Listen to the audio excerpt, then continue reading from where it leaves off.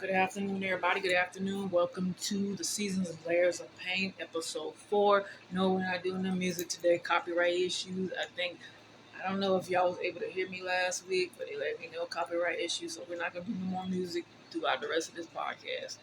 So today's episode is entitled "The Weight of Grief," and it's so how ironic that this topic is talked about because it's actually my mother's birthday today. Didn't even know that this episode will be tying into that. So tying into that is the subject matter. It's also talking about letting go to level up, releasing people, pain, patterns that no longer serve you. So let me jump right into it. So navigating loss in my life, hard, not very easy, very difficult to really process, and not understanding fully of who I'm becoming. And the uncertainty took a real heavy weight on me. Um, it broke me apart. It broke me in pieces that I didn't even know who I was. I was in shambles. And it took me to really see, with the support of my godmother and other fellow sisters at the time, to really get me to see that you can go on and live your life and not dwell there. You're going to hurt, you're going to cry, you're going to be upset. You're going to feel all those emotions, but not to dwell in that space. And I struggled with that the first 3 years of it. And it was hard. On my first birthday without her was hard. On Mother's Day was hard. On her birthday's hard.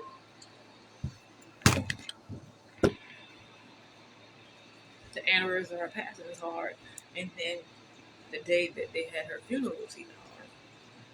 And I went through group counseling. I went through individual counseling. I went through support groups. But I had to navigate through this thing. And I really had to take some time and really have some self reflection about what do I need to do in order to get to a better space in my life.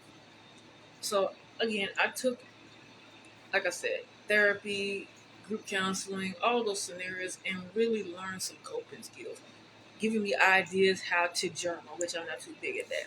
Writing a dear letter to your loved one and expressing how you feel. I did that because in counseling they're giving me all the coping skills. I did it for a little bit. I kind of shied away from that. Shied away from that. It did work.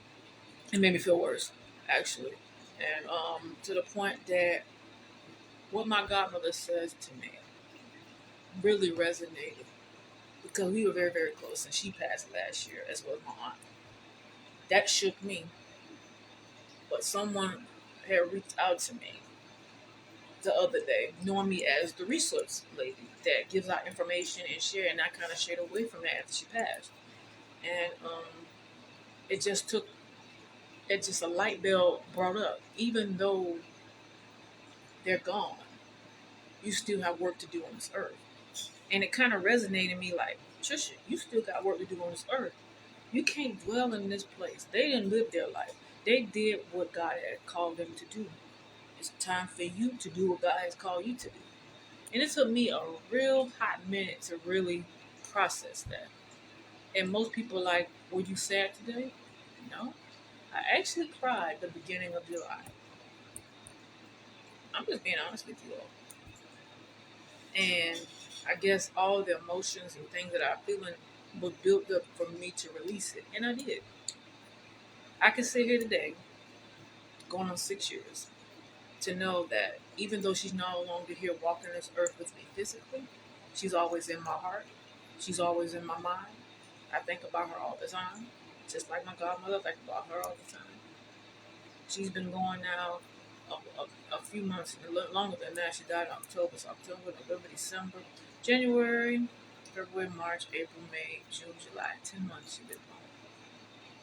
She passed in October of last year, 2 days after my son's birthday. And that was unexpected for me and those who knew her. And many of you know who the late Pastor Shirley Morton, they call her Bonnie. Whew. And that was my godmother. Um, she was a crossing guard for the city of Revere Beach for X amount of years. She was an RNA, nurse, and all that good. CNA, she did a lot of things. She had a heart of gold, just like my mom. Those losses taught me how to be strong.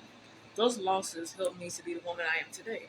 This book that I'm sharing with you all is going to bless you because it's going to tell you how I went from depression suicidals to overcoming and living and thriving and having more peace.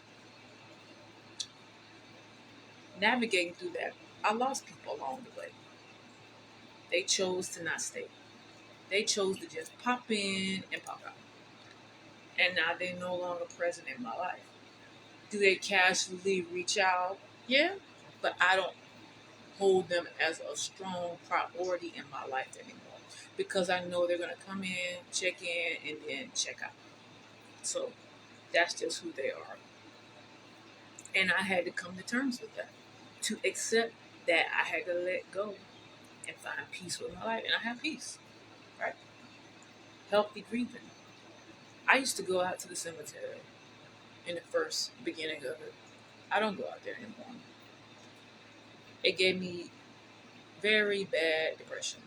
It put me in a place that I was mourning at the gravesite. That I wanted to go where they were. But no, it's not my time. And what I found was so ironic is that I spent so much time pulling. But I didn't realize at the time how much they were suffering with the elements that they were dealing with. They are in a so much better place now. And I'm glad to say that we will meet again one day. But I have came to the exception that what my mom taught me, what my godmother taught me, anybody who had went on taught me, that God is a very important part of your life.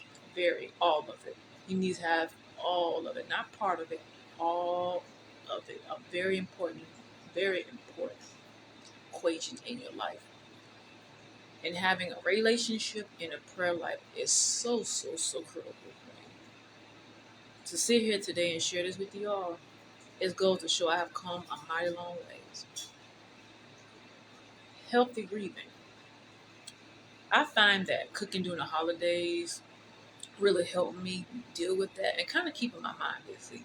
Like, I like to cook Thanksgiving and Christmas dinners just to keep from getting in a state of depression and sadness. It just really keeps me occupied because I'm fixing and moving and getting myself together. That's something that I enjoy doing. Me and my oldest daughter started decorating this past fall, kind of coming up with a fall theme, something different, something new, a new tradition. And it's been working for me to really deal with that and kind of just say, okay, this is my family. It's time to create new traditions and everything of that sort. And I find that it's okay to not be okay.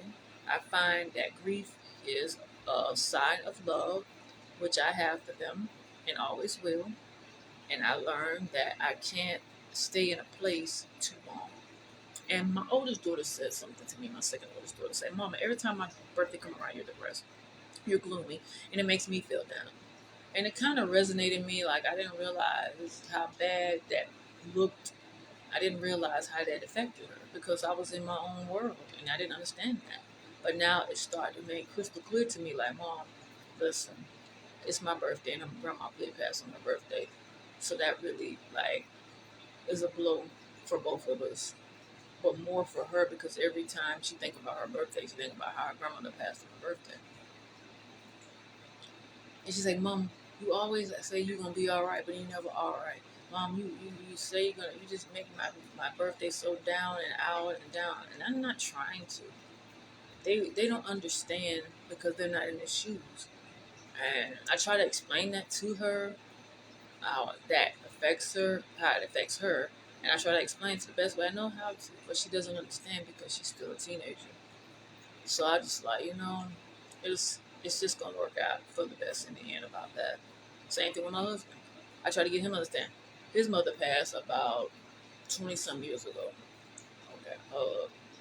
TJ 18 years ago, pardon me. She passed at 18 years ago. TJ is 18. TJ wasn't born when her grandmother had passed. TJ, I was pregnant with her when her grandmother, my husband's mom, passed.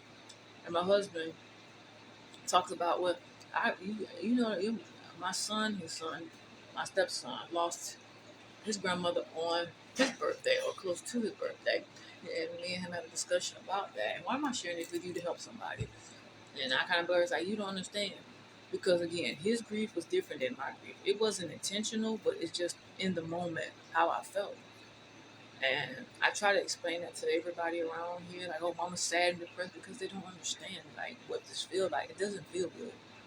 It don't. So I'm gonna give you an example about grief outbursts. Grief outbursts is something that you build up, and it just comes on out, and you can't control it. So you can work yourself all the time, and all of a sudden the tears start falling, and you just having a breakdown. It can be a scent, a fragrance, food, music, a phrase, a conversation, something just come up into your mind, and you just break down. People say, "Well, you're gonna be okay." Not for that moment, you're not gonna be okay.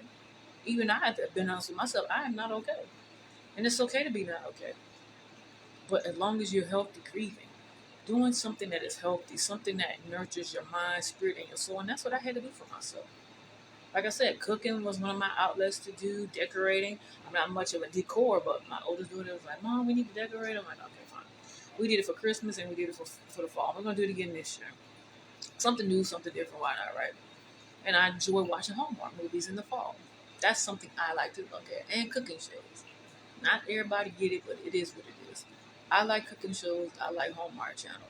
I had a conversation with somebody a while back to my like Hallmark. I said, I'm not into them. I'm like, that's fine. Hallmark is not for everybody, but it's for me because it's my therapy.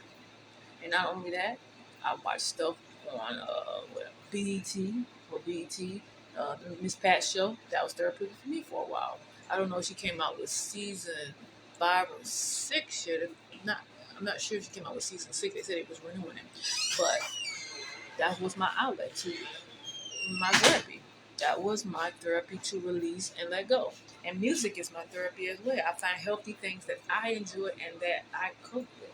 And that really helped me trigger, not trigger, but help me to really pursue how to navigate through this journey called life. So when people walk away, I want to talk about this. When people walk in my life, I had family, after my mom passed, oh, hey, cuz, reach out and touch someone. I reached out, checked in. It is what it is. Another cousin, same thing. Checked in. I wrote a whole message about how I was feeling. No response. Why offer the invitation if you don't want to be in the midst of it? And keep it pushing. Friend of mine, you know, she was supportive to the point that she didn't really understand what I was going through. She lost and had grief and things happened to her, but she couldn't really be that support system that I need. So I kind of pushed away from her. And a few other people that I no longer talk to because they didn't understand what I was feeling and going through. And I try to express it. They want to be this happy-go-lucky person that I was, that vibrant queen of inspiration, remarkable. When you lose the one person that you can go to about everything, your world changes. You're not the same person, and you're not going to ever be the same person. You're not going to be that vibrant person everybody knows because let me tell you this. When you have two parents that are alive, you're not thinking about what everybody else is going through. I'm just being honest, okay? You have your heart goes out to them, but to be able to walk in these shoes now, it is a whole new world. You will never be your old self again. Your way of thinking will not be the same. Your way you love will not be the same. The way you look at people will definitely not be the same. Your perspective of life completely changed because you're picking and choosing who will be in your life. And you honestly don't care who leaves and who comes. Because people will come and people will go. If they stay, they stay. If you don't, you don't. But that mom part, that loved one, that parent, and a significant other, when you lose that, you're not afraid of losing anybody else Because the one person that really had your back since day one is no longer walking this earth. Woo. And you don't have no care in the world about whoever walks and leaves your life. Because that part right there, that hold a centerpiece in your heart. Yes, you will grieve the loss of your husband, your children, all of that. And why am I saying this? Because they hold a centerpiece to your heart. Just like a mother and a father, for those who had those. They hold a part in them. So whoever leaves your life, leave. Whoever stays, stays. But you have gotten to a place, like myself, that I don't force people to stay in my life. I'm not going to force my love on you, and I'm not going to beg you to stay in my life because it ain't worth it. There's many other people that are wanting to be in your life. Never ever. If people want to exit your life if you lose somebody, let them go. If family want to walk away from you, let them go. Don't have don't feed into the energy. Don't feed into the chaos. Don't do none of that because at the end of the day, it's not even worth it. It's worth taking care of yourself, your well-being, and self-care for myself has been very, very important. I practice this more and more as I get older. I hope that I'm helping somebody, and I pray that you're listening, whoever's going through this, because I've been through it. It's not an easy road. Does it get better? It has its up and down. The next part, finding hope again. What I find finding hope is really taking the pieces off of me, like really ripping them off layer by layer. That's why the book is called Layers of Pain. And really digging deep, like what did I allow and what did I accept? And I found hope again by allowing myself to be free to explore me, like the new part of me that no longer tolerates foolery, unnecessary behavior. Because I find hope again is knowing that I can live, I can survive, I can thrive, I can do amazing things in my life. I'm sitting here with you now doing a whole podcast. That's potential. That's growth. That's strength. You would have asked me about 3 years ago? Nope. Not even considering it, not even there. It was more of a video of crying and in pain. And many people didn't want to see me in that state. But that's what my mindset was. I couldn't stop it and shut it off. They were trying to give me advice on how to cheer up, chin up. That doesn't work. Nope. Head up, chin up doesn't work. Holding back your tears doesn't work. Going to events didn't work. But when all this happened with my mom, and I want to go back just a little bit, I was fortunate to keep my mind occupied. I was still grieving, but I had a lot of different outlets that I was on. The church, home church I was a part of was Christ Fellowship, and they had this group that I was attending the sessions and going to them consistently. And there was another group that I had with a dear sister of mine, her name Pam, and it was Pam, Laura, and Denise. And they all could relate to what I was going through. They were a strong foundation of women giving me advice on how to cope.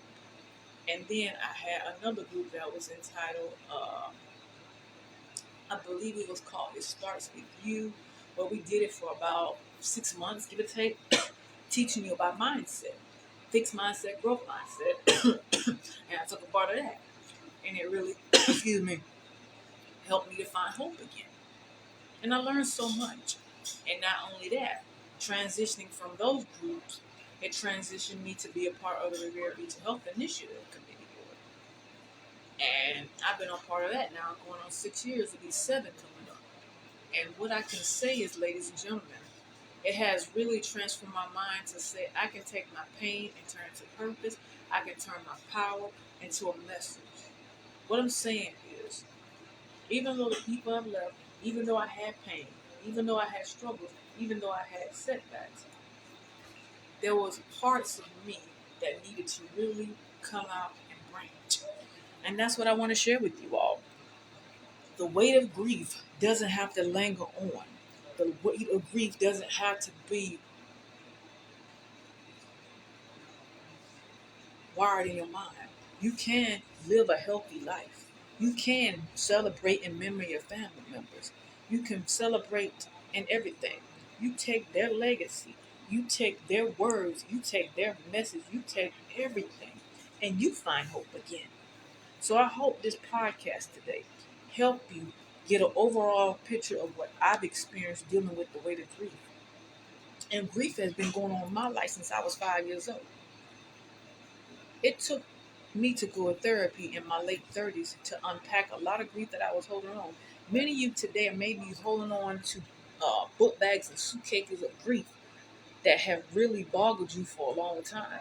But you never found the right people to really speak about it because, again, people like to gossip, people like to talk, people like to laugh, people like to pick, people like to put your business out there in the street. That's a part of the world. But when you find that one person that you can confide to about these things, listen, you'll be surprised of how much it can help you. Many say, "Oh, Trisha, grief counseling to help me, group counseling to help me." Grab yourself a copy of a book, audio book about grief, and really sit there and just listen to it day by day. Don't have to read the whole book in one day. You can take as much as your time. Take step by step to really think about what do I need to do to be happy in my time that I have here on this earth. Think about it. All right. So, ladies and gentlemen, boys and girls and kittens, I'll be back here tomorrow at 4 p.m. with episode 5 of season Layers of Pain, everybody. This video will be available on demand on Layers of Pain YouTube channel. Follow, like, and subscribe this page as we continue this podcast, everyone. I love you all. Have an amazing and a wonderful weekend. And again, if you're not going to be back on the platform, and again, I'll see everybody else here tomorrow and on Sunday to wrap up this series. But not wrap up the series, but to wrap up these episodes and then wrap up the series on next week. All right, everybody. Be blessed.